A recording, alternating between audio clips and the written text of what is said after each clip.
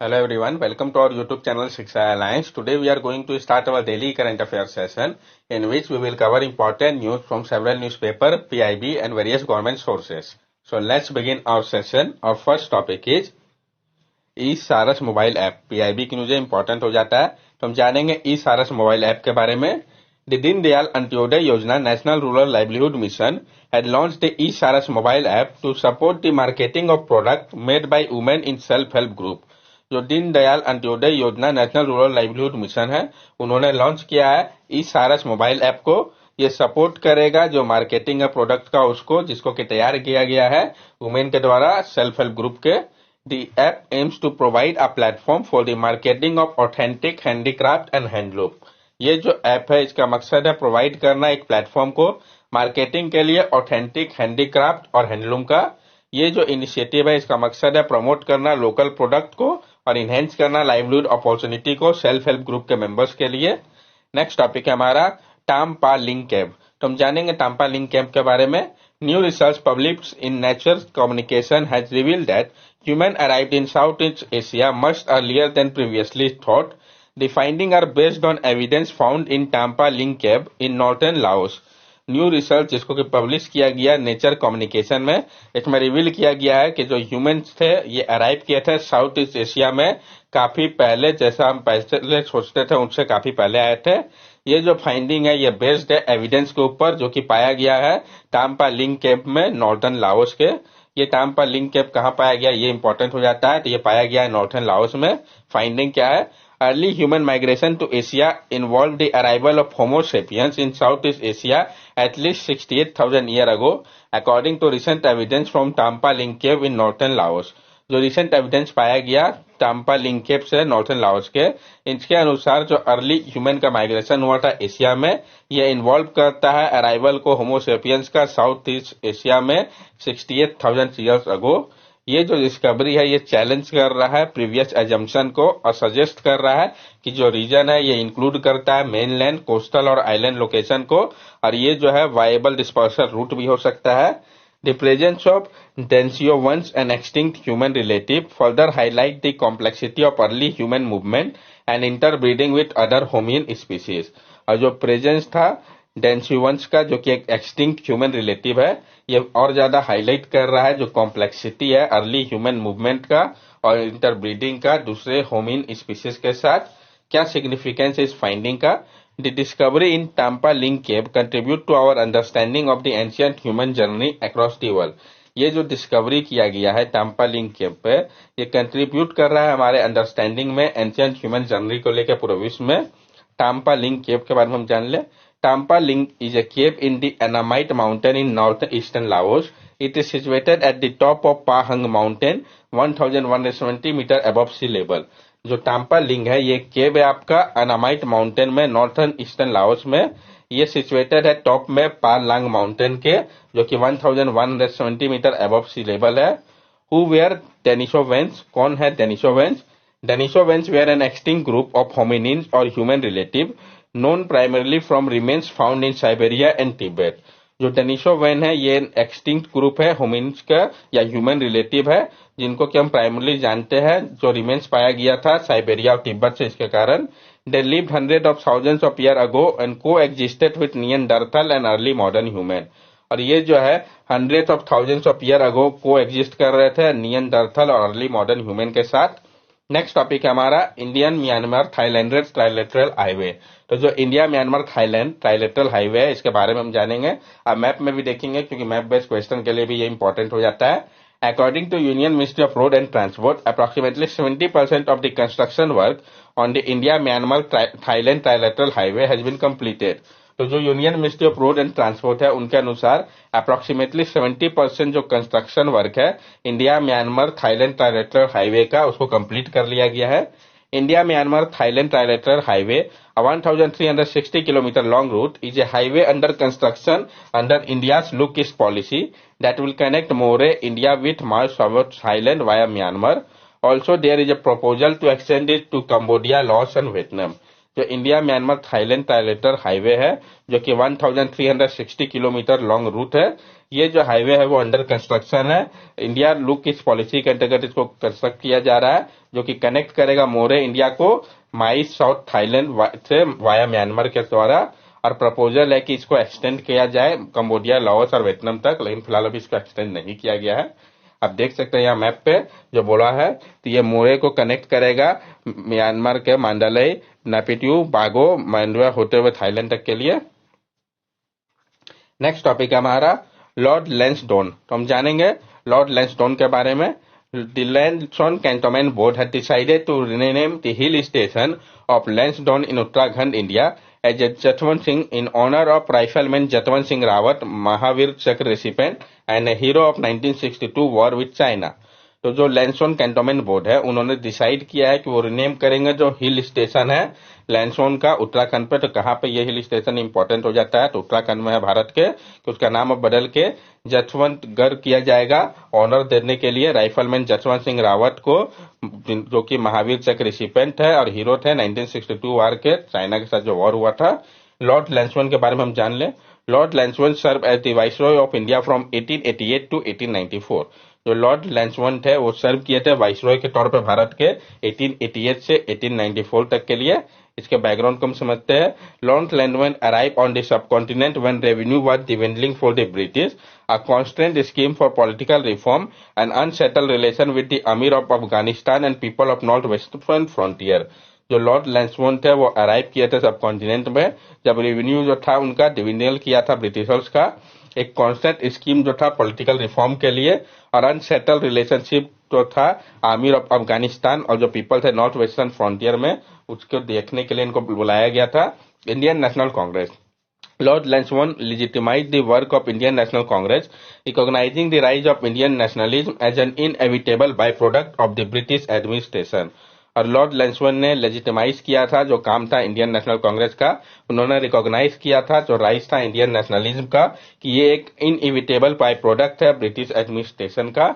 Indian factory act 1891। Indian factory act 1891 was pass when Lord Lansdowne was the viceroy of India. इसको कब पास किया गया था, उस समय कौन वाइसरॉय थे, डायरेक्ट क्वेश्चन फ्रेम हो सकता है। तो जो इंडियन फैक्ट्री एक्ट है 1891 का, इसको पास किया गया था जब लॉर्ड लैंसडौन जो वाइसरॉय थे भारत के। कैटेगराइजेशन ऑफ सिविल सर्विस, जो कैटेगराइजेशन हुआ था सिविल सर्विस का ऑन एटिल्सन कमीशन रिकमेंडेशन, जो कि आया था 1889 में, स्टैट्यूटरी सिविल सर्विस को एबोलिश कर दिया था।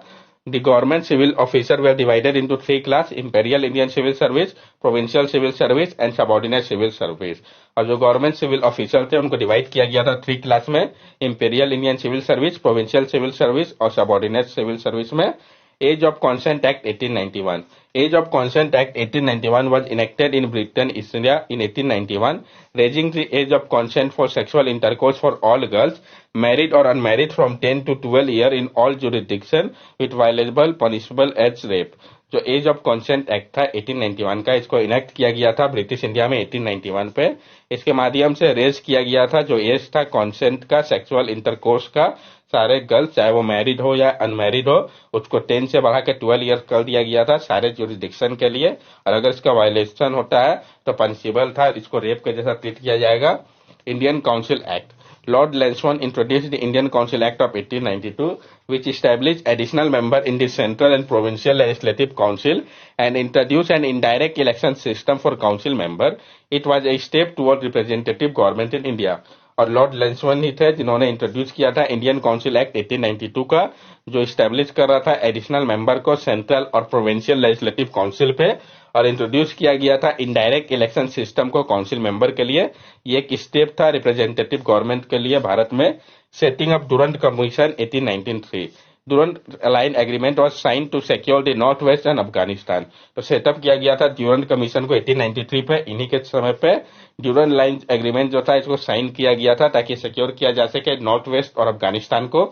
Opium Commission in 1893, a royal commission was issued to inquire into the result of using opium in India and the possibility of prohibiting it। The commission finding favored the continued use of opium and led to the seizing of the idea of imposing a ban। 1893 पे जो royal commission था इसने issue किया था एक inquiry को, result को लेके जो उपयोग हो रहा था ओपियम का भारत में और पॉसिबिलिटी था इसको प्रोहिबिट करने का, लेकिन कमीशन का फाइंडिंग में फेवर किया गया कि कंटिन्यू किया जाए जो यूज ओपियम का और लेट किया जाए एक स्वीविंग आइडिया को जो कि इम्पोज करेगा बैन को। भारत 6G अलायंस के बारे में जान ले जो कि हमारा नेक्स्ट टॉपिक है, पीआईबी के लिए इंपॉर्टेंट हो जाता है। Bharat 6G Alliance has been formed as a collaborative platform involving public and private company, academia, research institution and standard development organization। जो आपका भारत 6G Alliance है B6GLA, इसको फॉर्म किया गया है कोलैबोरेटिव प्लेटफॉर्म के तौर पे। ये इन्वॉल्व करता है पब्लिक और प्राइवेट कंपनी को, एकेडमिया को, रिसर्च इंस्टीट्यूशन को और स्टैंडर्ड डेवलपमेंट ऑर्गेनाइजेशन को। इस अलायंस का मकसद है फोस्टर करना इंटरनेशनल कोलैबोरेशन को, फोर्स करना कोलिशन को ग्लोबल 6G अलायंस के साथ और ड्राइव करना डिजाइन, डेवलपमेंट और डिप्लॉयमेंट को 6G टेक्नोलॉजी का भारत में। क्या ऑब्जेक्टिव है भारत 6G अलायंस का? इनेबल करना भारत को कि वो लीड करे ग्लोबल सप्लायर के तौर पे इंटेलेक्चुअल प्रॉपर्टी, प्रोडक्ट और सॉल्यूशन के लिए, अफोर्डेबल 5G और 6G का अदर फ्यूचर टेलीकॉम सॉल्यूशन के लिए।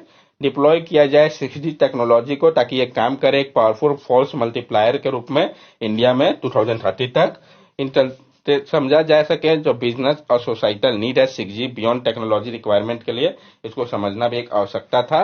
To develop recommendation for Bharat 6G vision implementation readiness in India, और डेवलप करना रिकमेंडेशन को Bharat 6G vision implementation readiness India के लिए। अदर इनिशिएटिव लॉन्च, इसके अलावा जो इनिशिएटिव को लॉन्च किया गया, 2 agreement were signed for a project under Telecom Technology Development Fund (TDTF) scheme was launched by Universal Service Obligation Fund in 2022।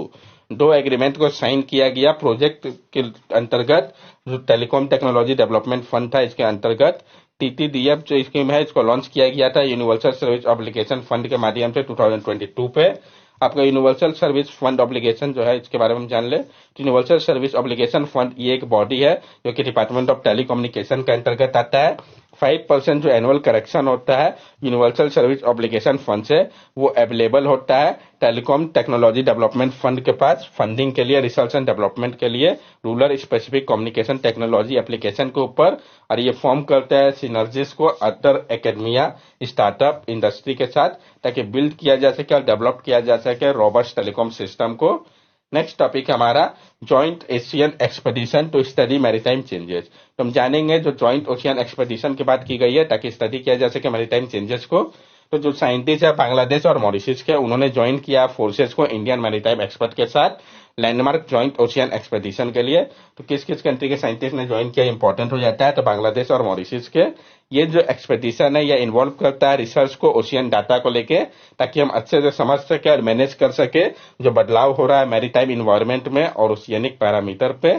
Indian National Centre for Ocean Information Service INCOIS जो कि leading expedition है, इसका result क्या है, तो CST ओशियनोग्राफर और hydrographer इसका result है, परिणाम ये निकला है। ये जो रिसर्च व्हीकल है सागर निधि जिसको ऑपरेट किया जा रहा है national institute of ocean technology के द्वारा, ये भी मदद कर रहा है इस एक्सपेडिशन में, इस खोज में।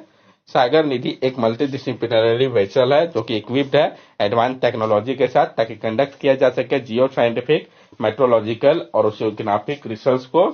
इसके पास कैपेबिलिटी है कि ये नेविगेट कर सकता है ब्लू वाटर कंडीशन पे और प्रीवियसली वेंचर किया था इसने अंटार्कटिक वाटर में भी।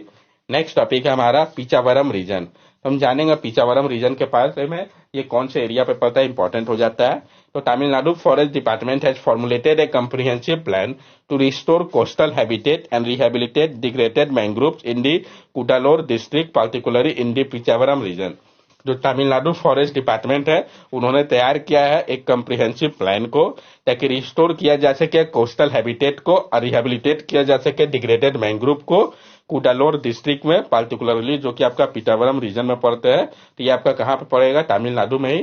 पीचावरम consist of number of island interspersing a vast expanse of water cover with mangrove forest. जो पीचावरम है ये कंसिस्ट करता है बहुत सारे आइलैंड को जो कि इंटरपर्स कर रहे हैं वास्ट एक्सपेंस ऑफ वाटर को जो कवर करता है मैंग्रोव फॉरेस्ट को। Pichavaram mangrove forest is one of the largest mangrove forest in India covering about 45 square kilometre of area. जो पीचावरम मैंग्रोव फॉरेस्ट है ये one of the largest mangrove forest है भारत का जो कि कवर कर रहा है 45 स्क्वायर किलोमीटर एरिया का। It is separated from Bay of Bengal by a sand bar, और ये सेपरेटेड है बे ऑफ बंगाल से सैंड बार के माध्यम से। आप देख सकते हैं यहाँ पे मैप में, ये आपका पीछावरम मैंग्रोव एरिया हो गया, ये आपका दिखाया गया है जो तमिलनाडु में कहाँ तक है लोकेटेड है, और ये सेपरेटेड है सैंड बार के माध्यम से। That's all for daily current affair session. अगर आपको हमारी वीडियो अच्छी लगी हो तो हमारे चैनल सब्सक्राइब करें, हमारे वीडियो को लाइक करें और ज्यादा से ज्यादा शेयर करें। These are our social media link. From here also you can stay connected with us and give us your valuable feedback. Thank you and have a nice day.